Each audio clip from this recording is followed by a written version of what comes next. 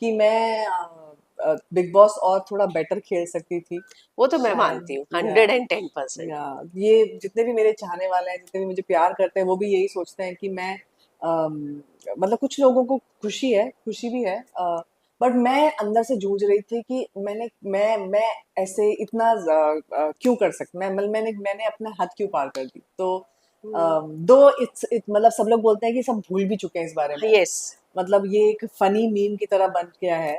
But मैं क्योंकि मैंने किया था तो मुझे थोड़ा सा ज्यादा झटका लगा था। एंड उसके बाद अगर या बस ये यही आई थिंक दोस्ती भी थोड़ी कम हो गई, कम दोस्त हो गए, मतलब मैं थोड़ी सी अलग अलग रहने लग गई। तो उसमें मुझे अकेले अकेले थोड़ा सा मुश्किल हो गई थी। But I moved on, I got over it. I think वो स्ट्रगल है, वो आपको खुद रियलाइज करना जरूरी है। एंड सेल्फ खुद अपनी या रियलाइजेशन ही सबसे बड़ी सबसे चीज। बड़ी आपकी मिस्टेक्स रियलाइज करना, हम्म। आपकी अच्छाई रियलाइज करना, सब कुछ। हाँ।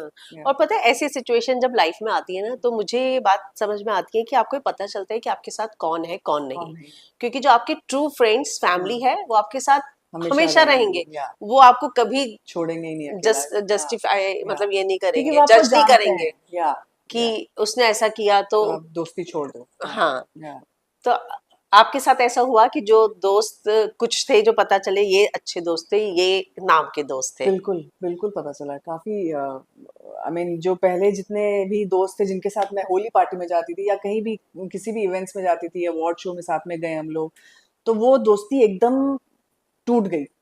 तो वो मेरे लिए बहुत झटका था, क्योंकि मैं फिर समझ ही नहीं पाई अब मैं किसके साथ जाऊं, कैसे करूं। पहले जैसे दोस्त यार चले गए, हम्म। अब अकेली पड़ गई हूं मैं, तो इसलिए भी एक तरह से मेरे को जाने का मन नहीं करता था।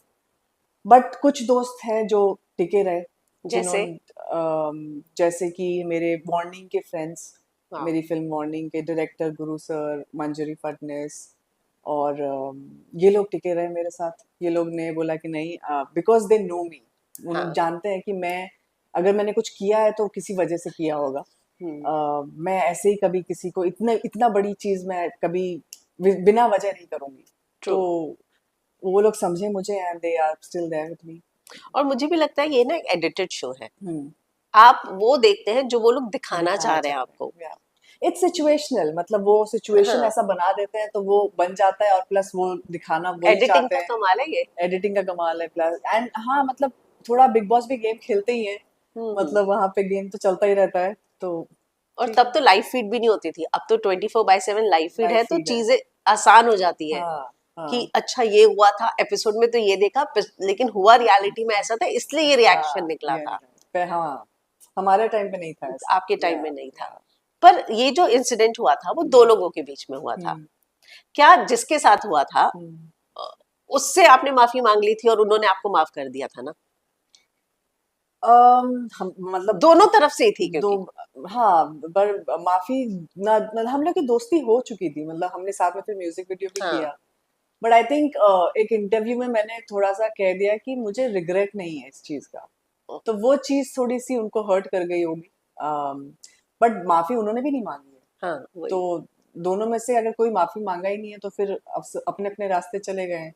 हम्म। तो अब क्या कर सकते हैं, इससे ज्यादा कुछ कर नहीं सकते। हम्म। उससे उसके बाद बात का ही मौका, बातें करने का ही मौका नहीं मिला, तो अब शायद कहीं आई मीन दोनों की ही गलतियां हैं, गलती दोनों की ही है, और दोनों को रियलाइज होना जरूरी है। बाकी अपने अपने रास्ते जाए, क्या फर्क पड़ता है। बिग बॉस में ऐसे कई हिस्टोरिकल मोमेंट हुए हैं जो आके चले गए और चले किसी गए। ने कोई मतलब कुछ फर्क नहीं पड़ता, और आज भी वो मीम बन के रह गया है, ऐसा या कोई उसको सीरियसली लेता नहीं है एक्चुअली। उस समय भले और इनफैक्ट बिग बॉस में और भी बड़ी बड़ी चीजें हुई हैं हमसे ज्यादा, लेकिन हमारा जो इंसिडेंट हुआ है उसने सबको ओवर पावर कर दिया है, और वो सब भूल गए, हमारा इंसिडेंट याद रह गया सबको।